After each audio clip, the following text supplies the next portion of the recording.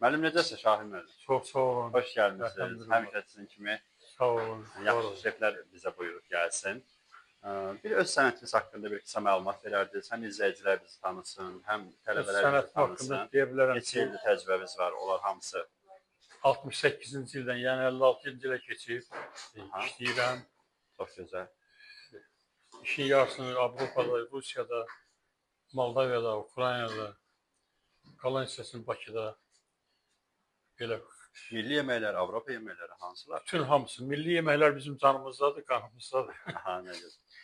Avropa yeməklərindəki hardan sual verirlərsə verin. Təşəkkür edirəm. Bugün nə hazırlayacaq istərsiniz bizdə? Bugünkü bizdə farel balığıdır. Aha. Farel balığından həm salat olacaq, həm də ki, biri paketdə, birini buxarda deyilən kimi paketdə pişiriləcək. Bu birisi isə peşdə, bəli, peşdə pişirəcək. İspan sayağı. Bəli. Əsasında aşbazlar, gənc aşbazlar sizin kimi təcrübə yığmaq üçün və gələcək aşbaz olmaq üçün nələri bilməlidir ilk öncə?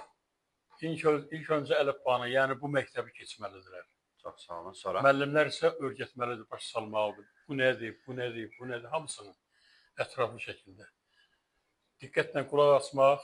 Şirniyyat belədir ki, şirniyyatda şparqalka, yəni şeyləri, qramajları yazmasa yadını çıxacaq. Amma menyu belədir ki, yeməklər belədir ki, bunu yazmasa da olar, beyninə həkk eləsin. Yaddaşında yaxşı saxlasın bunları.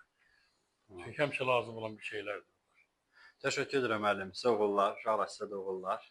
İşə başlaya bilərik.